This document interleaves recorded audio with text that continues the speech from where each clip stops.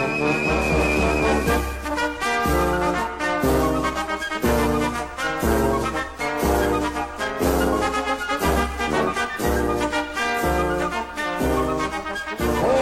de Sucupira, donzelas praticantes e juramentadas, matronas com larga fé de ofício, cidadãos e cidadãs que repousam em berço esplêndido dentro do meu coração. Sucupira Connection está no ar. Ismainha. Boa noite, ouvintes da Rádio da Vila. Boa noite aos internautas. Boa noite a todos que passam a nos acompanhar a partir de agora pelo Facebook, pelo YouTube, né?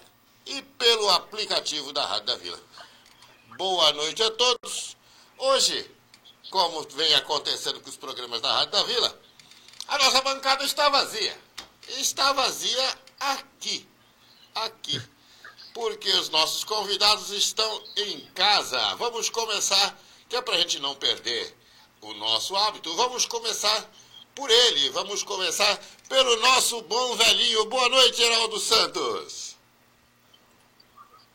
Boa noite, Marcelo. Boa noite, os colegas da bancada aí, professor Francisco, Débora, Dr. David. Sempre uma honra participar do Sucupira Connect. E agora, né, virtualmente, em razão da pandemia, a gente está no ar virtualmente. Pois é, enquanto lá tem pandemia, aqui nós vamos fazendo aquele nosso pandemônio. É um trocadilho. Mas vocês podem rir, pode ficar à vontade para rir. Boa noite, Débora Camilo. Boa noite a todos da bancada. Já estava sentindo falta dessa musiquinha já, Marcelo. E agora a gente um pouquinho isolado, né? Mas eu tô dizendo esses dias que demonstrar amor é ficar distante. Então a forma de demonstrar amor hoje é manter distância de todo mundo. Ninguém segura a mão de ninguém. Ninguém segura a mão de ninguém. E se segurar, passa segurar, vamos lavar e passar álcool gel. Boa noite, doutor David Prada. Boa noite a todos que nos acompanham hoje. Boa noite aos nossos colegas de bancada virtual.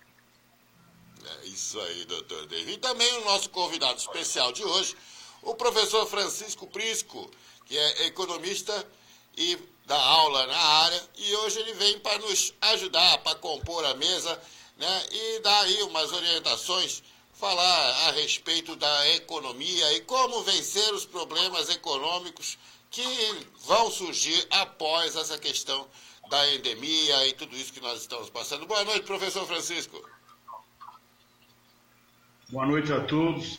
Agradeço o convite e espero poder contribuir com o debate proposto para essa noite. É isso aí. Bom, e como de sempre, né? Como de sempre, vamos girar, porque vazou na mídia impressa. E se vazou na mídia impressa e nós vamos falar em primeiro lugar, de quem é que nós vamos falar? De quem? Raimundo Nonato. Defensoria cobra isolamento de pessoas em situação de rua. A Defensoria Pública de Santos ingressou com uma ação civil pública com pedido de liminar contra a Prefeitura de Santos, visando no prazo de 4 horas um local adequado para isolamento domiciliar de pessoas em situação de rua com sintomas ou já com coronavírus. O juiz Rodrigo de Moura Jacó não concedeu a liminar. Claro, ele tem a casa dele. Mas pede que o município tome providências em prazo razoável. A ação continua em trâmite no judiciário. O defensor público Tiago Santos de Souza resolveu judicializar a questão porque o Centro de Atendimento Multidisciplinar da Defensoria teve notícia de que algumas pessoas em situação de rua com sintomas ou acometidas de coronavírus, acolhidas na seção de acolhimento e abrigo provisório de adultos idosos e famílias em situação de rua, se acolhe, necessitavam de isolamento domiciliar e o município não ofertou. Eu não vou nem continuar, né? Eu não vou continuar, porque eu sei que o Seacone, que fica aqui perto aqui da rádio, aqui, fica aqui na rua Bittencourt, não é o local adequado para você colocar ninguém, né? Ninguém que tenha já sintomas e que esteja já doente. O local adequado é hospital. O lugar adequado, eu acho que até o defensor público ele errou, né? Ele errou. Porque para pedir isolamento domiciliar, você tem que pedir um local adequado em termos de saúde, né? Em termos de atendimento de saúde. Eu tenho lá minhas dúvidas. Heraldo Santos, sua opinião sobre isso? Bom, ontem eu vi na televisão o secretário aí de Assuntos Sociais falando o que está fazendo, o que está acontecendo. Não faz nem por quem não está na rua. Você imagina fazer por quem está na rua? Não vai fazer absolutamente nada. E essa história de dizer assim, olha, a gente convida eles que não querem ir, não convence ninguém. Na verdade, não convence ninguém. E a gente tem observado que muitas pessoas, na verdade, estão passando muita necessidade, né? Não há uma política de acolhimento dessas pessoas, de encaminhamento. Quer dizer, esse é um dos setores mais falhos que a gente vê na administração pública. E sem contar que se gasta muito dinheiro, mas muito dinheiro mesmo. Basta ver a destinação de recursos para essa área e a gente vê a cidade abarrotada de pessoas nas ruas, nas praias, embaixo das marquises. Tem comerciante aí nos seus prédios retirando até as marquises para evitar essa, entre aspas, chaga social, como eles dizem, né? A verdade é que Santos realmente cresceu muito essa área aí de morador de rua sem uma resposta. A gente sabe que é difícil enfrentar o problema, mas a gente não vê uma tentativa, ao menos, de tentar solucionar esse problema. David Prada, eu escutei eu achei que é você que está querendo falar. Olha, não fiz barulho nenhum, mas estou ouvindo aqui e pensando. Na verdade, eu estou tentando acompanhar as medidas implementadas em todo o estado de São Paulo, a nível não somente de Baixada Santista, né, mas também a nível das decisões do governador, do prefeito Bruno Covas, na capital, que está se tratando de um câncer, mas fica zanzando para lá e para cá, me parece que ele é grupo de risco, tinha que estar isolado, mas está lá, o lado do Dória, o tempo todo dando coletiva de imprensa, falando para as pessoas do grupo de risco ficar em casa, mas ele não fica, né? Então, enfim, eu estou tentando acompanhar essas coisas e um dos pontos principais que eu percebi foi justamente com relação à população de rua. Foi decretada a quarentena, fecharam isso em diversos pontos do estado de São Paulo, especialmente na capital, fecharam todos os abrigos e todos os pontos de atendimento à população de rua e eles não tinham nem água para beber. Não tem banheiro, não tem tomar banho. Quer dizer, que quarentena que é essa? Quer dizer, o governo não está absolutamente preparado, embora o Dória fala nos discursos dele que ele toma decisão sozinho, tem um gabinete, tem apoio aí de médicos e especialistas, mas o pessoal acha que a Secretaria de Ação Social ficou de fora do gabinete de crise dele, né? Assim como em Santos, do Paulo Alexandre Barbosa. Ele fala em medidas extremas. Para mim, medida extrema era ele renunciar, né? E aí, acho que melhorariam as medidas administrativas da prefeitura. Mas, enquanto a gente sonha com as medidas extremas, e a capacidade dele de autocrítica, né? De ver o caos que ele transformou a cidade de Santos, que a população de rua seja atendida. Agora, espero que ele apoie a observação da Defensoria, esse pedido da Defensoria, porque a gente providenciava antes, né? Pois é, eu acho que no mínimo o juiz deveria ter, porque se a Defensoria está aqui citando essa situação, ele deve ter apresentado aí um ou dois, né, casos, demonstrado esses casos, né, porque é claro, e deveria ter providenciado pelo menos a remoção desses que apresentam, né, já os sintomas. Débora Camilo. Não, eu estava aqui pensando, né? Um momento como esse, é claro que algumas previsões poderiam ter sido feitas, até porque a gente já sabia que isso chegaria no país, mas a questão da pessoa em situação de rua, ela não é enfrentada. Como foi dito aqui, é difícil, é algo difícil a ser enfrentado, mas precisa ser enfrentado. Então, talvez se a gente tivesse minimamente uma política que já pensasse, né, no trabalho de acolhimento, as pessoas em situação de rua, é claro que não é uma política que pense somente de uma maneira, porque nós sabemos que é uma população diversa e que o atendimento tem que ser diversificado, mas se nós não tivéssemos isso implementado na cidade de Santos, hoje a gente não teria necessidade de uma ação da Defensoria para garantir.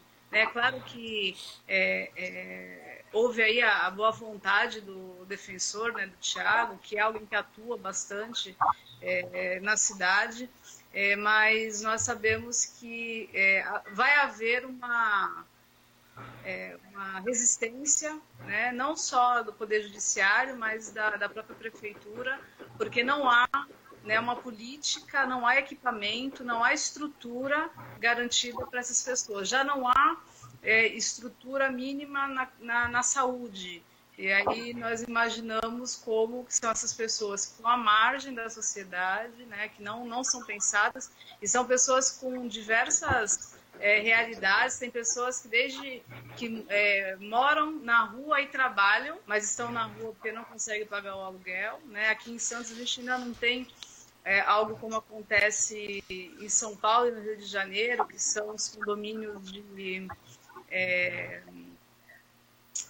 marquise, né, onde as pessoas ficam de segunda a sexta-feira naquele local, pagam uma taxa para determinados estabelecimentos para poder tomar um banho, para poder retornar para casa somente no final de semana, até porque Santos, nós temos uma distância que permite, né, facilita o deslocamento, mas já há pessoas que estão na rua porque não têm onde morar, trabalham e estão na rua.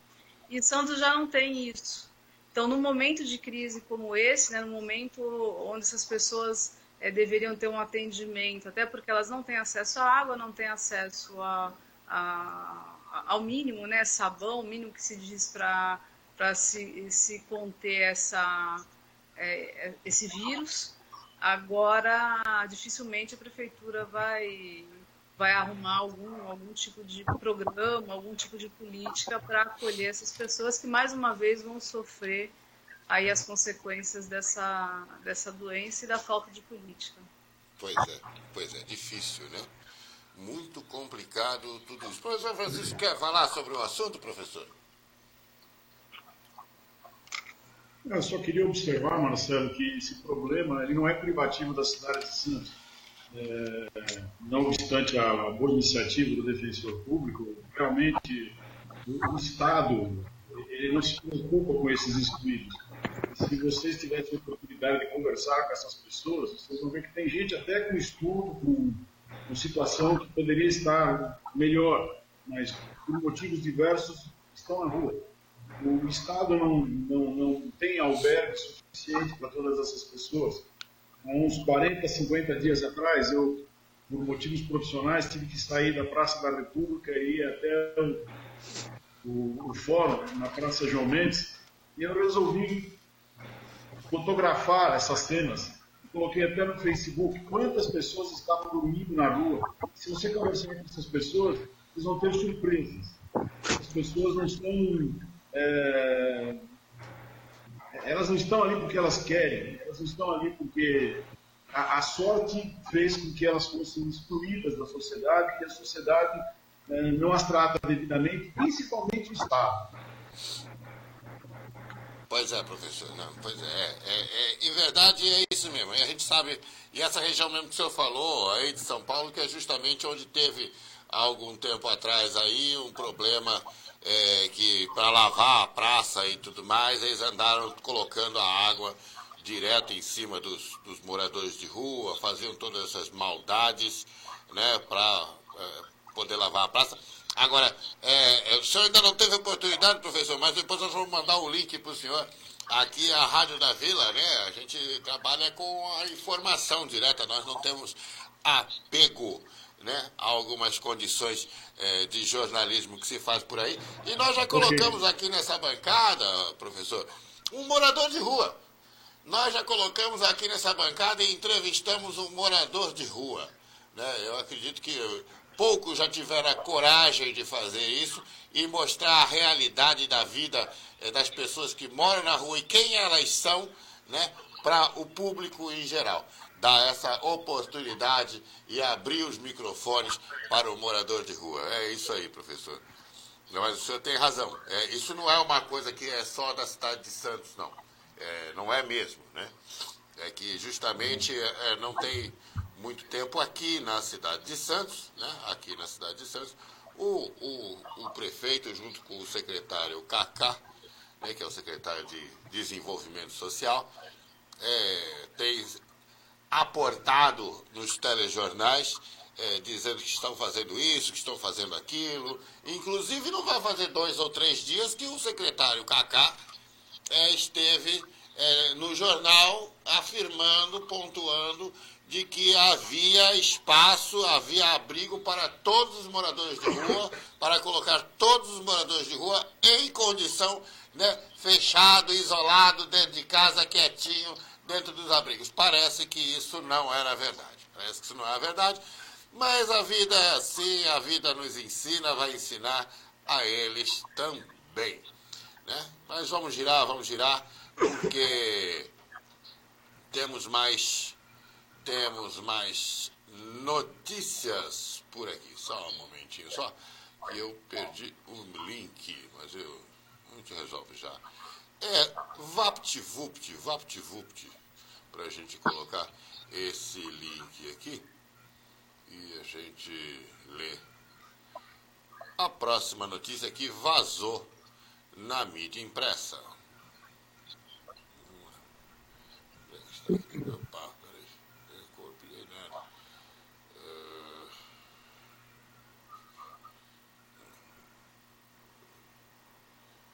Oxe, peraí, que eu perdi o link de novo, para complicar mais.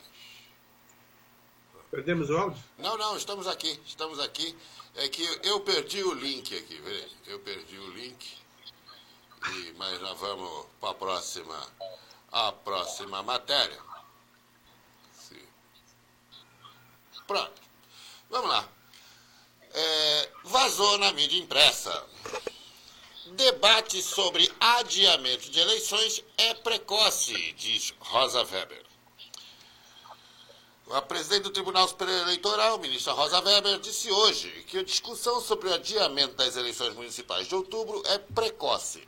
Em nota à imprensa, a ministra se manifestou pela primeira vez após políticos defenderem o adiamento do pleito devido à pandemia do novo coronavírus. Rosa Weber lembrou que na semana passada o plenário do TSE rejeitou o pedido para adiar datas dos procedimentos preparatórios das eleições. No entanto, a presidente disse que a evolução diária do quadro fático está a exigir permanente reavaliação das providências. No último fim de semana, a hipótese foi levantada pelo ministro da Saúde, Luiz Henrique Mandetta, que, aliás, que Deus o conserve, viu, Mandetta, porque tem que ter uma paciência danada, para evitar medidas eleitoreiras de combate ao novo coronavírus. Outros políticos também se manifestaram a favor do adiamento, mas o presidente da Câmara dos Deputados, Rodrigo Maia, disse que não é o momento correto para discutir o adiamento. Bom, particularmente, eu acredito que o Mandetta tem toda a razão. Né? Não dá para a gente politizar, né? Tratar com política, a não ser políticas públicas, né? Não política eleitoral ou partidária, né? A questão do coronavírus, a questão da saúde pública, né? Porque senão daqui a pouco tem gente que vai começar a deixar morrer para poder tirar foto com o cadáver, ele carregando o cadáver, fazendo esse tipo de coisa. Porque eu não duvido no Brasil, né? A classe política no Brasil, eu não duvido de determinadas atitudes. Então, eu sou favorável, plenamente favorável, a que a gente adie as eleições. E se for para adiar, eu vou concordar lá com o Major Olímpio. pode ser o momento, a oportunidade que nós temos, né, para fazer um grande favor ao país, né? Levarmos essas eleições que seriam agora, em 2020, para 2022. Fazermos novas eleições, só que dessa vez todas juntas. Acabar com essa brincadeira do cidadão pular de galho em galho. O cara se elege deputado, vira prefeito, vai governador, faz não sei o quê, e ele vai pulando. Aí ele vira deputado, aí como deputado ele não precisa abdicar do mandato para ser candidato a prefeito, por exemplo. Aí às vezes ele até sabe que não vai ser eleito prefeito, mas ele tem o poder econômico às vezes do lado dele, e ele se usa dessa circunstância, né? Ele se usa dessa circunstância para se lançar candidato, mas na verdade ele está vislumbrando sair às vezes de deputado estadual para ser deputado federal, sair de deputado federal para ser senador. É isso às vezes que o cidadão está pensando mais lá na frente, né? Colocar o nome dele à frente dos interesses reais da população. Além do que a economia, né? A economia, você ter uma eleição só com os custos que são no Brasil, né, seria maravilhoso para a população. Você imagina que, tipo assim, você pega o mesmo valor desse fundão eleitoral, de fundo partidário todo, e faz uma eleição só, né? Já vai cortar pela metade já o gasto do fundo eleitoral aí, que são 2,8 bilhões, não foi isso, Débora Camilo? Olha, eu tenho as minhas ressalvas, né? Em relação à data, eu penso que é meio precoce a gente tratar sobre adiamento das eleições, até porque a gente não sabe o andamento de como as coisas se darão. Então, é claro que, a depender do quadro em que a gente se encontrar, não tem como você jogar esforços para uma eleição, sendo que o necessário é o combate a doença e a salvar vidas. Mas, a princípio, eu acredito que é precipitado esse debate. Em relação a juntar as datas, né, fazer tudo em um ano só, eu sou contra isso. Até porque há um grande problema, uma dificuldade de grande parte da população, né, durante o período eleitoral em ter acesso às informações, né? A gente já tem um problema na legislação que diminuiu a quantidade de dias de campanha, então a gente já não tem condições suficientes de passar o programa. É claro que essa não é uma realidade da maioria dos partidos, passar programas para o eleitor, né? Quanto menos ele conhecer a plataforma de cada partido, de cada candidato, é melhor. Então você fica muito só numa propaganda rasa para que as pessoas votem. Mas eu fico imaginando você ter aí a cada 4 anos, você votar para prefeito, vereador, presidente, governador, deputado estadual, deputado federal e ainda, dependendo do ano, em 2 senadores, né? Já há uma confusão, né, total com a população, então eu sou contrária. A gente pode pensar numa reforma eleitoral proibindo as pessoas que estão em determinado cargo de se candidatar a outro, né? Ou correndo o risco dela perder ela tem que deixar o cargo para poder disputar outro cargo. É uma coisa a se pensar. Mas eu juntar tudo numa data só, eu sou contra, porque eu penso que vai causar muito mais transtorno e confusão para boa parte da população do que ajudar, e vai facilitar até os que já estão acostumados ao caos, né?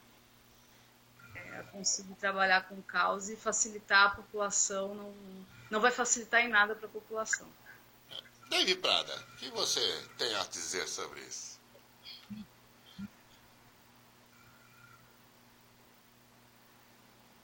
David? Sou eu, cortou o nome novo. Você estava falando aqui de mais 2 anos. Rapaz, é muita judiação, né? 10 anos de PSDB, de Paulo Alexandre governando, desgovernando a cidade, é muita vontade. Meus piores pesadelos, eu consegui imaginar alguma coisa assim. Pelo amor de Deus, eu já tenho um vídeo aí que já está aterrorizando todo mundo. Tem que acabar com as horas de sono, né? Isolado ainda, não consigo imaginar. Continuando a falar sério, acho que é muito cedo para falar em divulgação de eleição. A gente nem sabe ainda quanto tempo de quarentena, o reflexo da economia, enfim, acho que é muito cedo realmente. Ouso a Débora muito mais disso do que eu, mas acho que, embora eu concorde com ela na fala referente à confusão da população, a quantidade de votos ali, realmente aconteceria com muita gente, acho que a economia do país seria muito grande. E considerando também a qualidade do voto brasileiro, entre uma coisa e outra, eu prefiro a economia para os toques públicos, até porque a confusão já existe hoje, o pessoal decide em cima da hora, mês depois já não lembra mais do tom, então acho que no frigir dos ovos não vai mudar muito. Agora, radicalmente contra a prorrogação de eleição nesse momento, enquanto a gente não mede as consequências, e especialmente a minha querida, que vai demorar 2 anos, eu realmente não consigo. Professor Francisco, economicamente, o que o senhor acha sobre isso? Se a gente olhar pelo viés econômico, sem dúvida teremos um significativo de custos, mas como bem colocou a Débora e o David, é uma confusão que a gente não sabe onde vai chegar. Nesse momento, Marcelo, eu entendo que nós precisamos de políticas públicas para combater a crise, e não de medidas oportunistas. A gente até conversou de tarde sobre política, lembra? Os políticos pensam nos seus próprios umbigos e não na sociedade. A sociedade quer solução, não medidas oportunistas em que esses fundos seriam aplicados, eles se beneficiariam, etc, etc, etc. É o que eu penso. É isso. Bom, o nosso bom velhinho Heraldo Santos. Essa questão de adiar, prorrogar a eleição agora, realmente acho prematuro ainda, porque tá todo mundo assim, vamos deixar para lá, vamos adiar. Não, calma, gente, um pouquinho com calma. E quanto à unificação, eu sou contrário, por exemplo, que se fizesse de imediato, porque seria um caos total e você teria que prorrogar mandato. Você imagina o caos que seria, o David já mencionou isso, prorrogar o mandato do atual prefeito por mais 2 anos. Quer dizer, aí a cidade vai afundar de vez, não vai ser coronavírus. Aí vai para ser todas total. as obras. Para todas Pois as obras e retoma daqui a 2 anos. Olha, você imaginou mais 2 anos para esse cidadão? Não dá, não é possível. Santos vai sofrer 2 pandemias. Pois é. A proposta ela é até interessante, né? De você ter uma eleição para todos os cargos e tal, mas isso aí tem que ser definido por projeto de lei. A próxima eleição você já define um mandato um pouquinho maior, né? Ou então já um mandato um pouco menor, já no sentido de atualizar isso. Mas de momento assim eu sou completamente contrário. Deus me livre.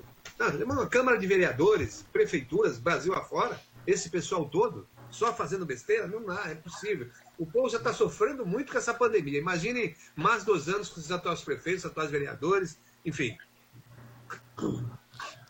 Bom, eu continuo considerando, assim, de minha parte, eu acho que, assim, é necessário que a gente tivesse, né, essas eleições no mesmo ano.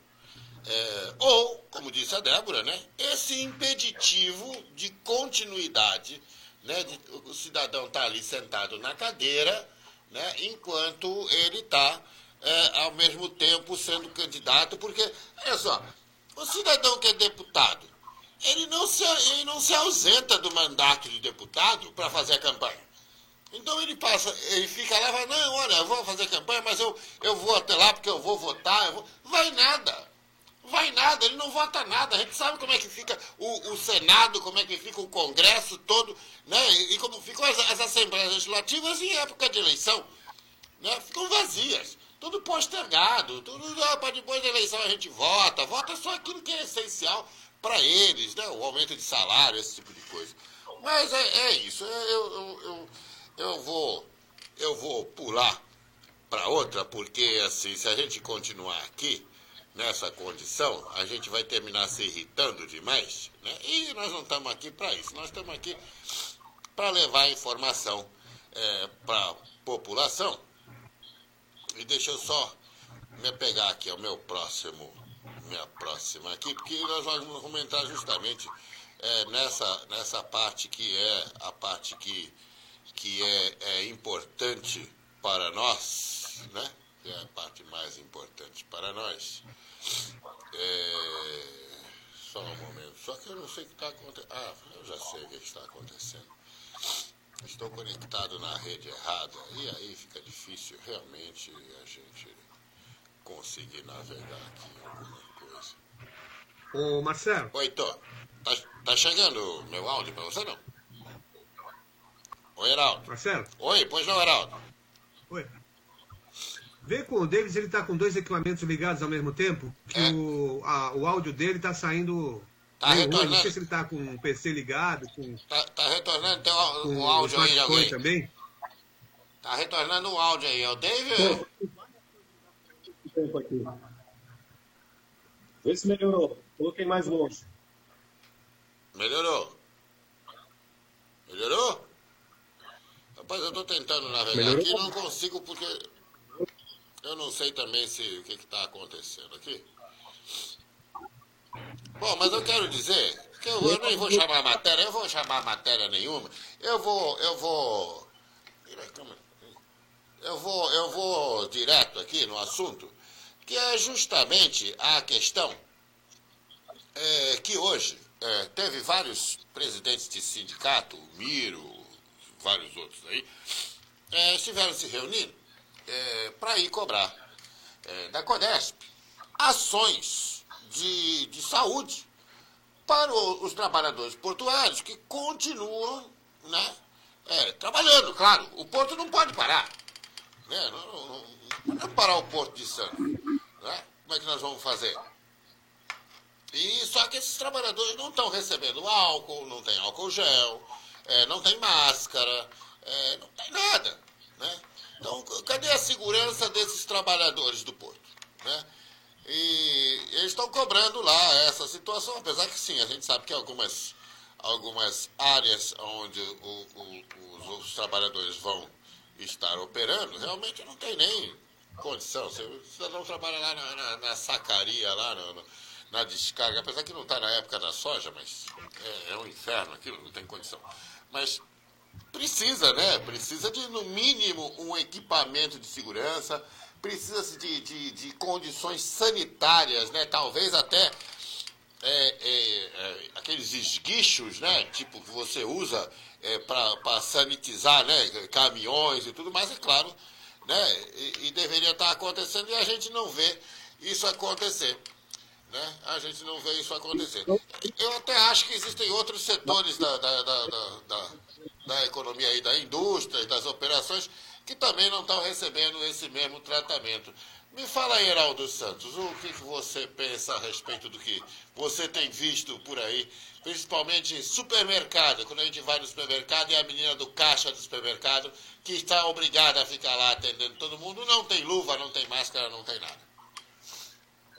Não, mas você sabe que ontem eu estive no supermercado e tinha um esquema bom de funcionamento. À medida que as pessoas saíam daquela rampa para chegar na loja propriamente dito, haviam funcionários com álcool, borrifando ali os carrinhos que as pessoas levavam, ali onde você se apoia e tal, e uma mesa à frente tinha também álcool em gel para que as pessoas higienizassem as mãos, essa coisa toda, e isso não num ponto só, vários pontos. Então, eu acho que alguns mercados estão seguindo à risca aí essas questões, essas providências. Agora, no caso, é o que você falou, a gente não vê, né? Por exemplo, os caminhões que chegam, não passam por um esguicho de água, o trabalhador embarca no navio, não tem um equipamento, não tem álcool, não tem nada, quer dizer, eu acho que é pertinente essa preocupação deles e tiveram reunidos ontem para cobrar da Codesp uma posição, não só da Codesp, como dos operadores portuários, né? Eles falam tanto em modernizar o CAS, modernizar as operações, e numa situação como essa a gente vê aí uma verdadeira situação dramática desse pessoal. Eu sempre digo o seguinte, aqui na nossa região, nós nunca vamos acabar com a dengue, por quê? Porque o maior criador está exatamente no cais. São verdadeiros pontos de sucata que não tem o menor tratamento. Então, toda ação que se fizer não vai resolver nada. Você imagina essas populações dos bairros encostados ao porto, que o porto invadiu a cidade, não se sabe mais o que é cidade e o que é porto, né? E não tem nenhuma preocupação nesse sentido. Pois é. Então, eu acho que é pertinente, sim, a preocupação dos trabalhadores portuários. Débora Camila.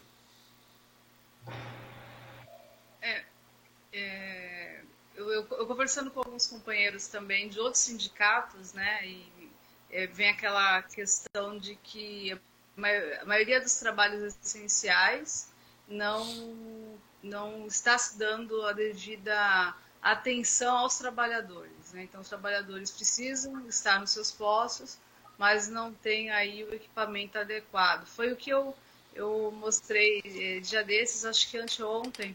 Eu saí para ir até o mercado e eu moro bem em frente à Avenida Martins Fontes, onde há a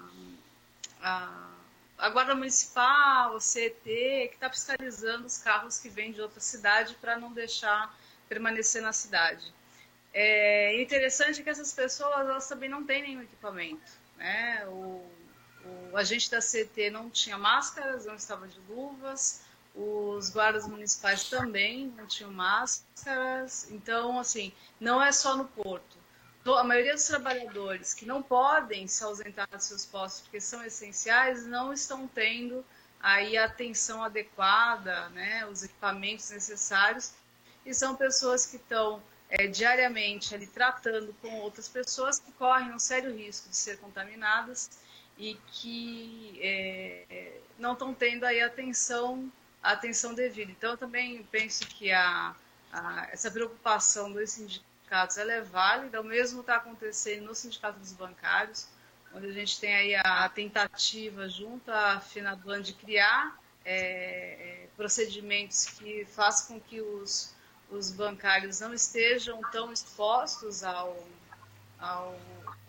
risco do coronavírus, ainda mais um banco que a gente sabe que é uma caixa, né? Então você não tem, a depender do período onde tem uma grande movimentação. A gente sabe que somente a população mais idosa é a que mais acessa as agências, porque ainda não tem a utilização dos aplicativos. Então, para essas pessoas é preciso realmente ter todo um olhar especial e não está tendo, né? Então, nem os órgãos ligados à própria prefeitura, né, quem deveria dar aí o exemplo, não estão tendo. Imagina os demais trabalhadores e trabalhadoras que estão expostos aí ao risco do coronavírus.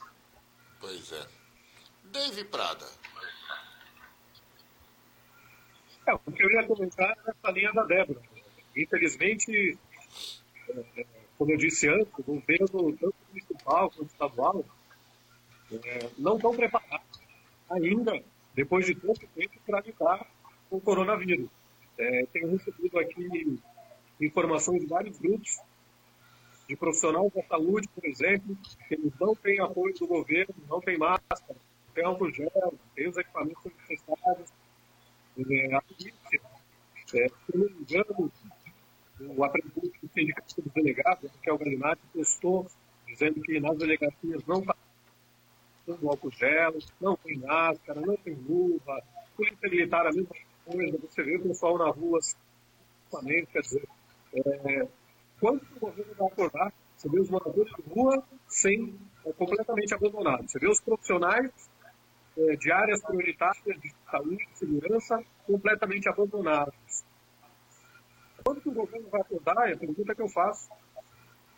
Pois é, a questão, por exemplo, da polícia militar aí, né, não tem nem luva, né, porque assim, normalmente os caras carregam na viatura 2 pares, 3 pares de luva, né, que é para quando acontece um acidente, tem alguém ferido, alguma situação, que aí ele não vai tocar na pessoa que às vezes está sangrando, né, sem estar usando luva, né? Então, nesse momento, o polícia militar ele tem que escolher, ou ele pega o Covid ou pega uma doença contagiosa, aí, tipo AIDS ou qualquer outra. Ele está tendo que escolher.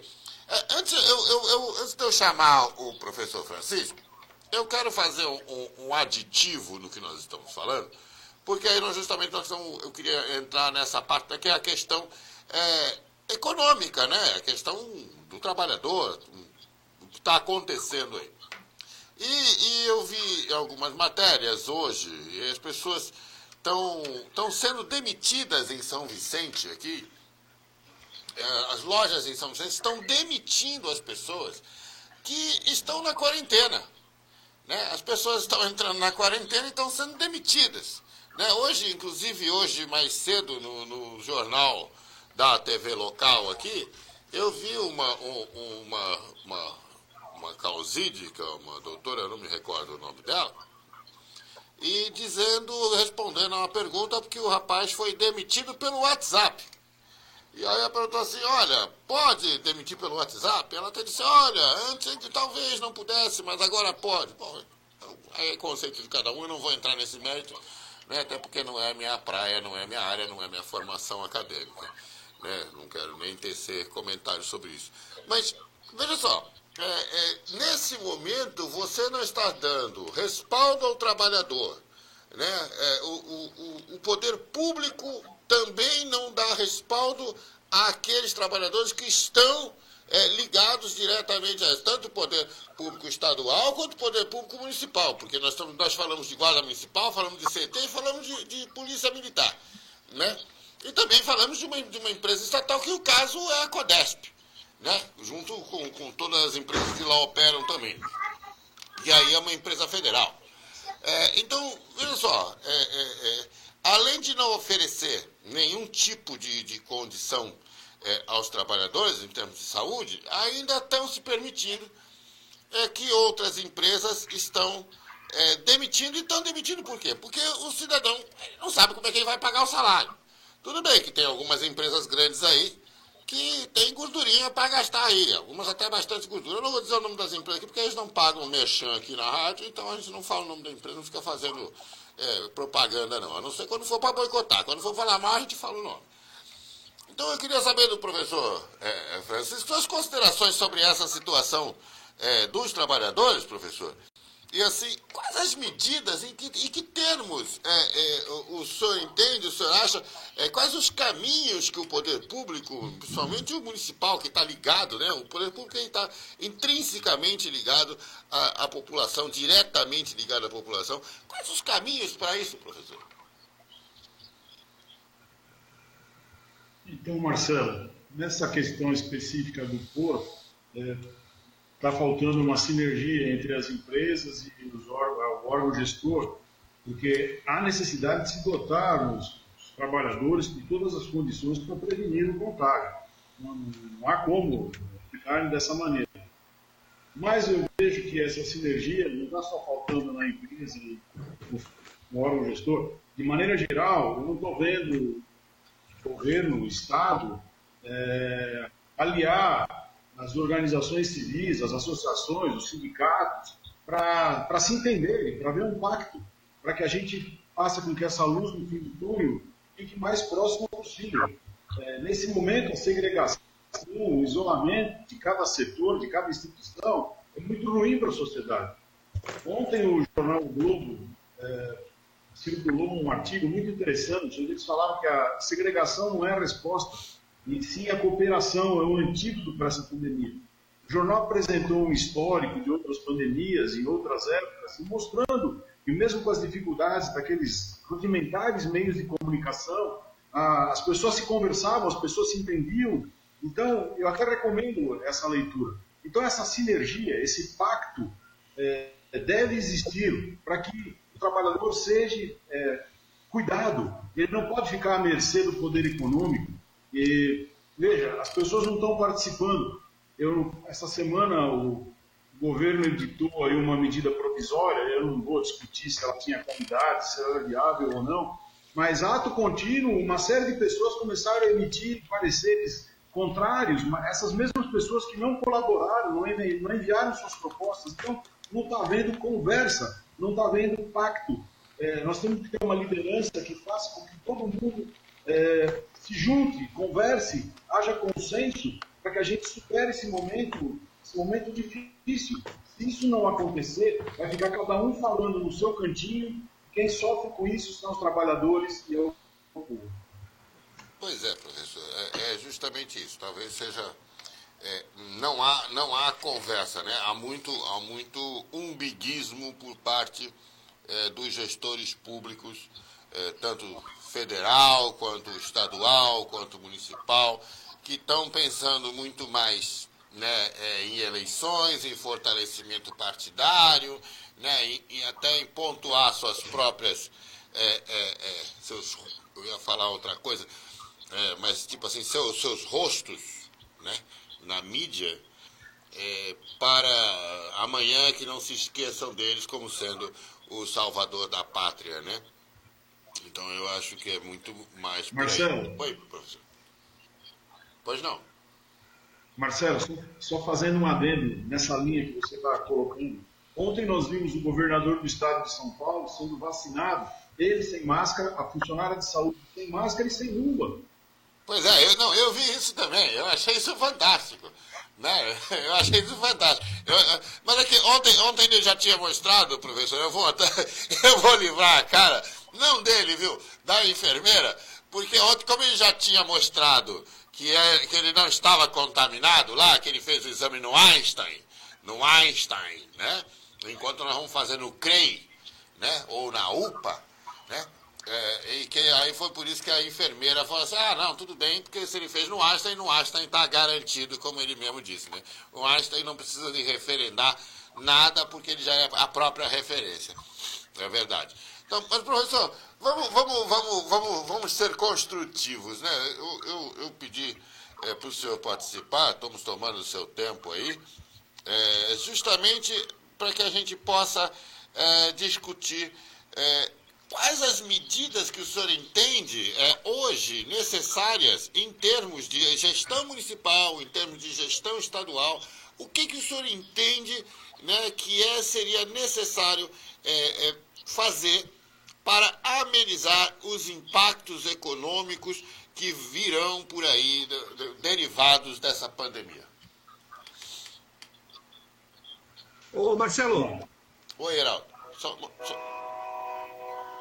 Deixa eu acrescentar Pois não. Uma particularidade nessa tua pergunta para o professor. Exatamente nesse sentido. Né? Todo mundo está fechado. Será que é necessário fechar todas as atividades? Eu dou só um exemplo. Eu estava essa semana precisando comprar uma lâmpadazinha de geladeira e tal. E eu corri a cidade, aí estava tudo fechado. Será que é necessário fechar tudo? Até essas pequenas lojas que vendem material elétrico e tudo? Vai chegar um momento que, poxa, é risco abrir uma pequena loja como essa e tal. É necessário realmente todo mundo ficar trancado, ninguém mais faz nada. Quer dizer, daqui a 1 mês, 2 meses, o prejuízo vai ser incalculável na economia como um todo. Não, então, acho que a sua pergunta é pertinente, ela só não é questão de econômica, é uma questão de saúde, o professor é economista. E a lâmpada tu vai, eu vou até dizer aqui... saúde econômica. Vai no Extra, Heraldo, vai lá no Extra que compra a lâmpada. Se quiser eu vou lá para você e levo lá para você lá na sua casa, que eu não quero ver você na rua, não quero ver velhinho na rua. Mas, professor... Precisa comprar mesmo lâmpada agora? Deixa aí. Essa lâmpada está queimada há 6 meses na geladeira dele. Agora, na hora da pandemia, que ele cismou de trocar a lâmpada. Não é isso. Vocês vão compreender, vocês vão me dar razão. Quem pediu, quem insistiu foi minha mãe. Então, viu? Queimou a lampadinha dela, ela falou aí... Tá vendo? É isso. Meu amigo, não tem como contrariar a mãe. Não Mas é sempre um problema. Professor, as suas considerações sobre essa questão econômica. O que os municípios, principalmente os municípios, né? O que o senhor acha, o que o senhor entende que pode ser feito em termos econômicos? O que está ao alcance dos municípios e que o senhor percebe que não está havendo movimentação, ou até que está havendo movimentação, mas não da forma que deveria? Só colocando uma colher aí na questão do Geraldo Santos, hoje à tarde eu conversava com o pessoal de Presidente Prudente, e lá eles não têm ninguém entubado, não tem ninguém com o vírus. Quem está com o suposto vírus está em casa, isolado, então está tudo funcionando normalmente. E que me chamou a atenção é que ele disse que a colheita está normal, as pessoas estão circulando normalmente. Então, talvez isso seja um gancho para a gente atentar que o agronegócio deve ser um trunfo muito bom para a gente tentar reaver a economia da maneira mais rápida possível. Ninguém está parando de comer. Então, essa seja uma questão que a gente tem que levar em conta. Mas o que me preocupa nesse momento é que a gente está tendo muitos especialistas fazendo áudios, vídeos, dando entrevista em rádio, televisão, internet, mas também tem muito curioso. E colocando medo demasiado na população. Veja que a questão precisa da lâmpada agora mesmo, então as pessoas ficam preocupadas se podem ou não sair. E o pior é que a mídia não está destinando tempo da programação para acalmar a sociedade, está fugindo do seu objetivo primordial.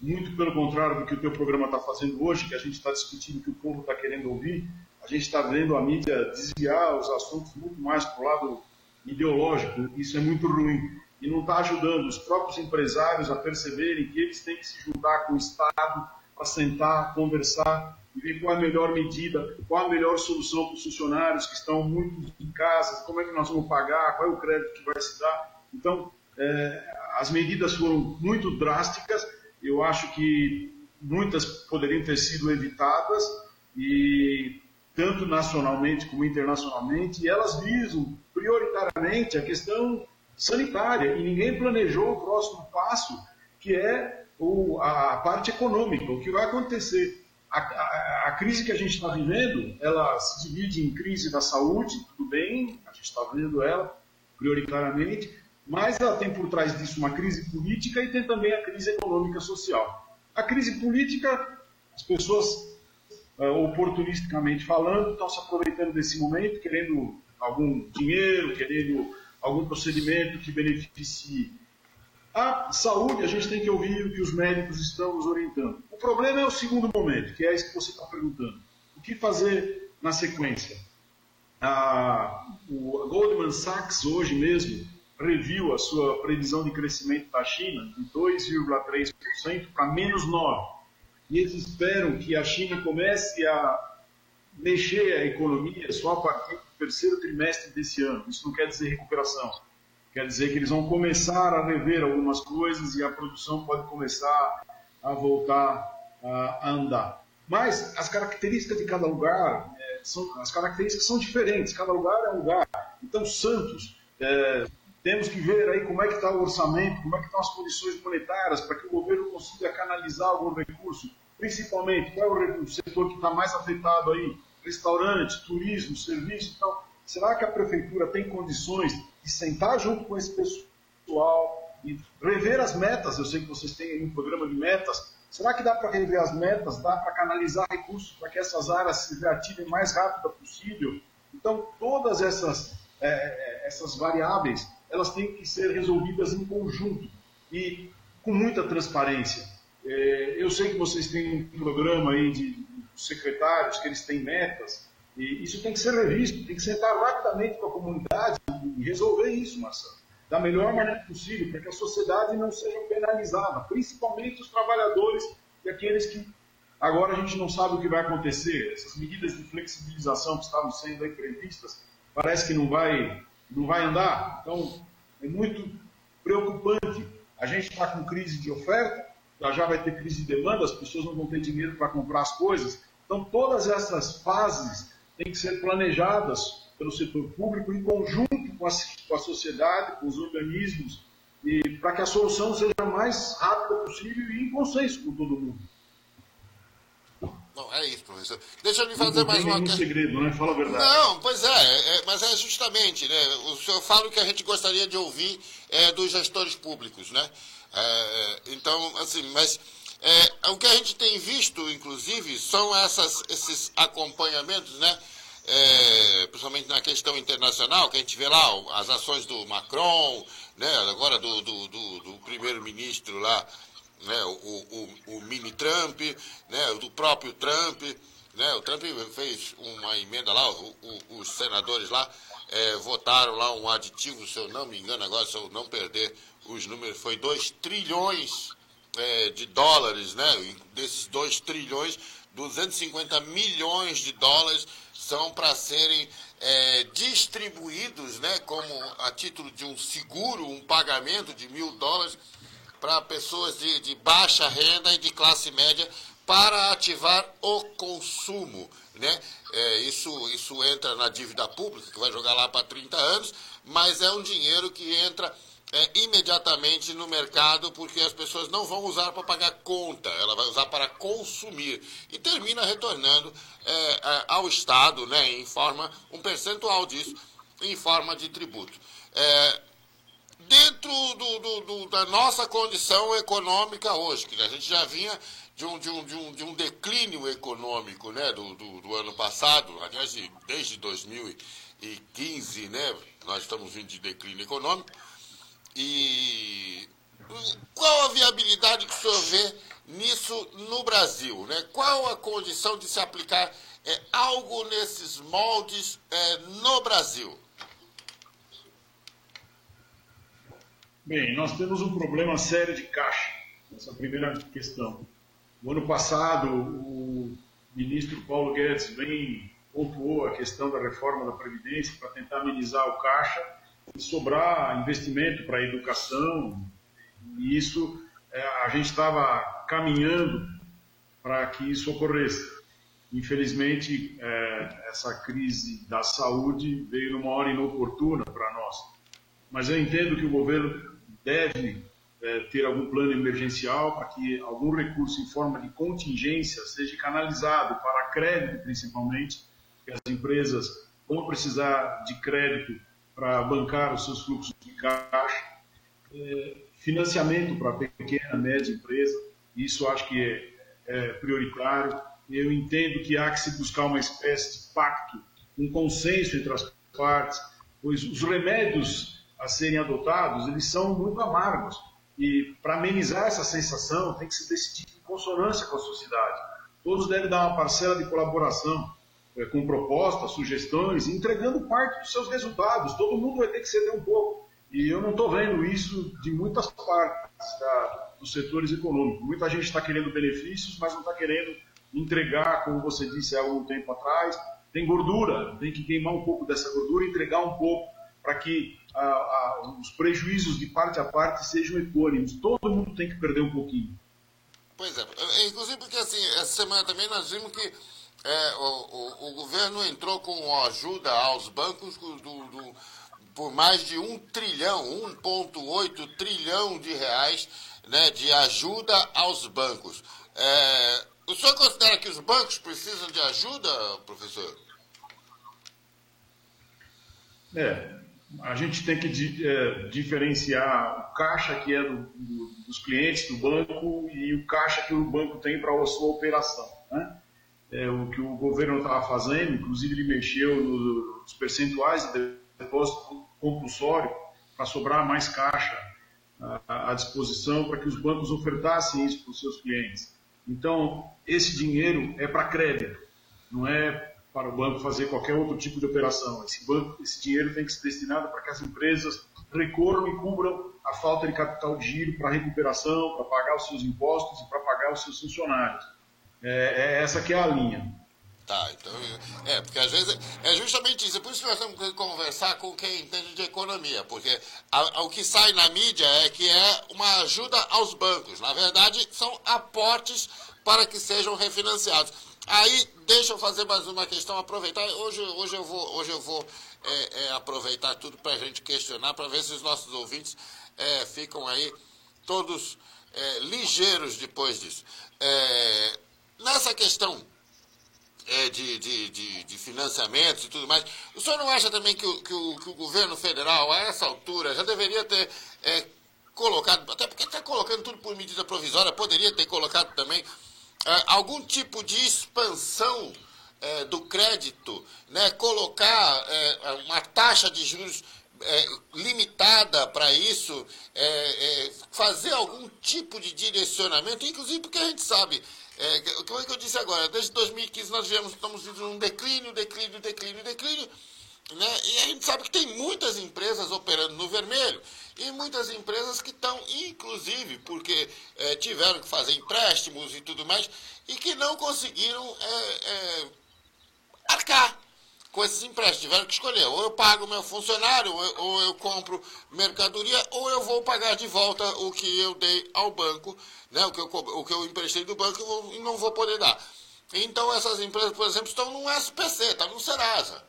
Essas empresas que já foram drenadas pela crise, vão ser drenadas de novo pela pandemia e por tudo isso que vem acontecendo, e não vão ter a possibilidade de arcar com novos empréstimos. O senhor não acha que o governo federal já deveria ter criado algum mecanismo, alguma coisa para suspender essas condições, para se criar isso, se agregar isso num novo empréstimo, ou, sei lá, aumentar esses prazos? O que o senhor acha sobre isso?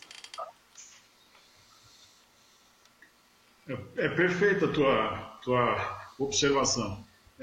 Só para a gente rememorar, o Copom do Banco Central vem promovendo reduções das taxas sucessivamente. E demora muito tempo para essa redução da taxa Selic chegar na ponta do consumidor. Isso, agora nós tivemos uma outra redução, em breve isso deve chegar na ponta do consumidor. Os bancos tiveram lucros fabulosos nos últimos tempos, nós assistimos tudo isso. E o que eu tenho lido é que existe um pacote de medidas pronto para ser divulgado, inclusive com extensão de prazo para entrega das declarações de imposto de renda, parcelamento de impostos, isenções de alguns impostos. Isso está sendo arquitetado. Correto, já deveria ter sido divulgado alguma coisa nesse sentido para acalmar os empresários, mas a coisa está lenta, depende lá da estrutura do Ministério. Isso depois eu não sei se sai por medida provisória ou vai para os nossos congressistas analisarem. Mas você tem razão, isso deveria ter sido divulgado para acalmar os empresários. Sim, até porque acredito que esse alento aos empresários também melhora a visão de quem está lá fora sobre o Brasil, né? O que também faz com que se aporte mais dinheiro aqui também no Brasil, como vem já de imediato, já vem acontecendo na China, né? As pessoas voltaram a investir na China, né? A gente está vendo os índices das bolsas chinesas se elevando novamente. A gente viu o índice Dow Jones subindo novamente hoje, a partir da comunicação desse aporte aí do governo Trump, e a gente não vê esse tipo de movimentação por parte do Brasil. Bom, não vou tecer comentários a respeito das pessoas, mas acredito que estão muito lentos, né? Estamos a passo de tartaruga no que diz respeito a ações econômicas. Eu acho que se o ministro Paulo Guedes é o posto de Ipiranga, nós precisamos ter colocado ele como, sei lá, como uma BR distribuidora, que era para ver se a gente conseguia algo mais. Bom, mas nós já estamos quase encerrando o programa aqui. E já até passamos uns minutinhos, mas eu soube hoje, eu gosto sempre de fazer uma fofoca, né? Eu gosto de fazer uma fofoca. Não, pô. Tá? E a fofoca, eu soube hoje que parece assim que lá em Brasília já corre a boca miúda, né? Que o Mandetta vai tomar aquele bonde, né? Vai tomar o bonde porque não está pactuando dessa brincadeira aí do vai pra rua, aquelas coisas todas. E me disseram que quem acenou para sentar na cadeira foi o Osmar Terra, né? Que há dias atrás, disseram, né, lá, colocaram a suspeição, que teria colocado aquela galhada no presidente lá, que estava de conversinha com a Micheque. E aí, antes da gente terminar, eu queria a opinião do Heraldo Santos, que é o nosso homem das alcovas, aqui, o nosso especialista em alcova. Ô, Marcelo, que é isso? É a sua opinião, Heraldo. Não, eu não me meto nessa seara, não. Mas eu acho o seguinte, eu acho que o Mandetta, na verdade, ele está tentando se segurar no cargo, porque ele mudou o discurso dele. Agora ele está criticando a quarentena. Foi a primeira autoridade no país que falou da necessidade da quarentena, que as pessoas não deviam ir à rua. Hoje ele já mudou o discurso dele. Para mim que essa posição, essa mudança dele é para tentar se segurar no cargo, porque ele está batendo de frente com o presidente. O presidente diz que é uma gripezinha, é um resfriadinho e tal, e o Mandetta fala, não, os governadores e os prefeitos jogaram pesado demais, não precisa, você pode fazer quarentena por bairro, por região, não tem que parar transporte, não tem que parar comércio. Quer dizer, meu amigo, isso para mim é um sintoma claro de que ele está querendo segurar a bunda na cadeira. É mesmo? Ou será que o Bolsonaro falou para ele, pô, me ajuda aí, que senão eu vou ter que botar o Osmar Terra aqui dentro de novo? Pode ser também. Pode ser. Bom, então aproveita que está com você, suas considerações finais, Heraldo Santos. Ô Marcelo, eu agradeço imensamente o teu convite de participar dessa edição histórica, vamos dizer assim, né? Através de videoconferência, né? Virtualmente, a gente levando aí para os nossos ouvintes, os seus ouvintes, aqueles que te seguem, os webnautas, esse pessoal todo, uma discussão em alto nível sobre essa importante crise que atravessa o país e que tem reflexos principalmente e sempre os reflexos são nos municípios, que é onde exatamente a gente vive, é onde a gente vai na padaria, vai no açougue, vai no mercado, tem um vizinho, e a gente sempre tem uma história de alguém que está numa situação muito pior do que a gente, né? Então, isso realmente causa muita preocupação. Então, debates como esse são importantes, ao lado de pessoas tão edificantes, né? Eu tive o prazer de conhecer hoje o professor Francisco, a Débora e o Prado, que eu já conheço há muito tempo, tenho um grande respeito por todos. Muito obrigado, Marcelo. É isso aí, Heraldo Santos. Enquanto tem gente reclamando do tremoço, tem gente comendo a casca. Débora Camila. Eu fiquei fora um pouquinho, deu problema aqui em tudo, tive que desligar o celular para voltar. Mas só para pegar rapidinho antes de me despedir, quando eu tenho ouvido muito o governador falando que todo mundo precisa fazer o sacrifício, hoje o Maia também colocou, mas acho que quem mais se sacrifica sempre é a população, né? Então eles sempre pedem sacrifício para o povo que já sofre diariamente com toda a falta de política pública. E para mim, o que ficou muito nítido durante essas últimas semanas foi sobre essa questão do debate do Estado mínimo. Eu não sou economista, né? Aqui sou advogada, né? Longe de mim fazer aqui um debate aprofundado, mas num momento como esse a gente percebe como é necessário que o Estado esteja presente. Aí a gente tem a emenda constitucional 95, eles já precisam rever, né, até essa questão do teto dos gastos, até onde serve o Estado mínimo, se serve somente para o mercado ou para o povo, que num momento como esse é mais uma vez quem sofre aí as consequências da falta de políticas públicas realmente que visem a melhoria de vida da maioria da população.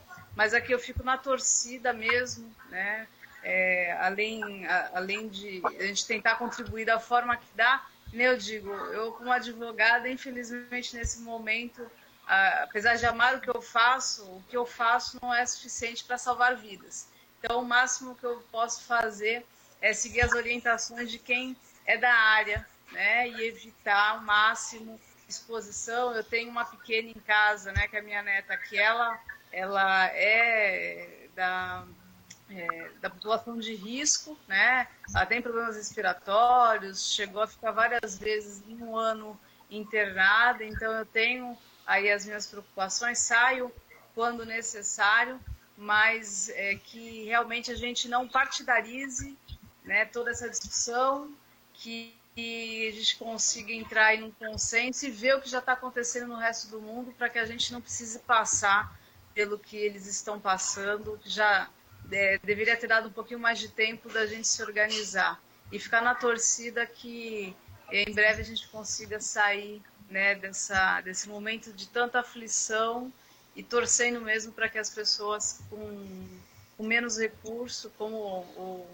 o Medrado colocou, de alguma forma a gente é privilegiado, porque a gente tem a oportunidade de estar isolado de alguma forma, né, sem a necessidade de estar ali na linha de frente, como são os precarizados, e a maioria das pessoas que hoje se vêem sem recursos nenhum. E que realmente a gente saia desse momento o mais rápido possível e com menos mortes aí possível também. David Prada. Olha, eu estou na linha da Débora novamente. Espero que esse período de restrição de locomoção e de atividades no eu acredito que não deve passar dias, diversas ações sociais e econômicas. Acho que o governo, seja ele municipal ou estadual, vai segurar a população que utiliza os dias em casa. A gente já teve problemas com medidas muito menores, né? Saque, utilização de rua, né? A gente vê, como o Heraldo disse, muitas pessoas ainda circulando.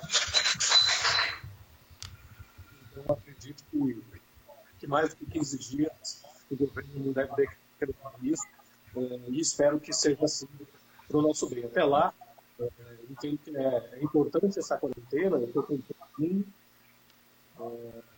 embora tenha as dúvidas sobre toda a restrição imposta pelo governador, tenho minhas dúvidas com relação à motivação dele, como disse o Bolsonaro a ele na reunião hoje de manhã, né, na conferência, mas a quarentena entendo que é absolutamente necessária nesse momento, só espero que ela termine logo e que a gente possa achatar bastante essa curva de mentalidade da pandemia.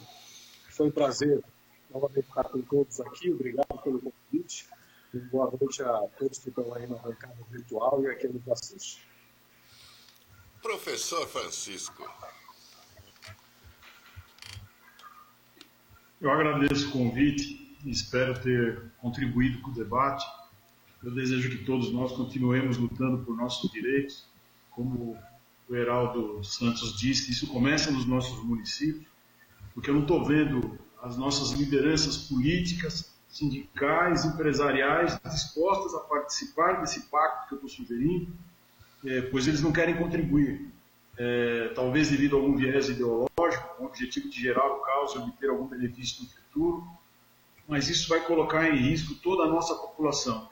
Deixar um pouquinho mais de ver os seus amigos e colocar um pouquinho mais o olhar e o foco na nossa gente. Muito obrigado, Marcelo, e obrigado a todos da bancada virtual por me acolherem. Pois é, professor. Uma vez discutindo, assim, conversando com um amigo, né, nós falamos que a miséria, né, é que é o combustível do político, né? Infelizmente, ele usa a população como uma bateria descartável, uma pilha. Né? Vai lá, usa, não tem mais carga, joga lá no lixo, joga fora, não se preocupa nem em reciclar, porque ele vai lá no mercado e compra outra. Bom, eu é que quero agradecer a presença de todos vocês, meu amigo Heraldo Santos, minha amiga Débora Camilo, meu amigo David Prado e meu novo amigo professor Francisco. Muito obrigado, professor, por ter atendido tão em cima da hora o nosso pedido, ter vindo até aqui, dado um pouco de luz aqui no nosso programa, aqui para os nossos ouvintes, né? E eu quero agradecer principalmente a todos vocês que estão aí em casa, que nos acompanharam até agora, escutando as nossas bobagens que a gente fala por aqui, tá bom? Eu queria agradecer principalmente a Deus, que permitiu que estivéssemos todos aqui e que vai permitir que continuemos aqui até o final dessa brincadeira toda, tá bom? Que será em setembro eu faço aniversário, de repente a gente sai da quarentena lá em setembro e, sei lá, a gente... Tem um amigo nosso, advogado, né, David, que ele gosta muito de pagar conta, a gente chama ele para pagar a conta. Um forte abraço a vocês, fiquem com Deus, né? Não vou dizer o nome dele, não. Um forte abraço, fiquem todos com Deus e até sexta-feira, porque sexta-feira volta o Sucupira Connection, essa bagunça organizada da rádio brasileira e da internet. Tchau, gente, fiquem com Deus.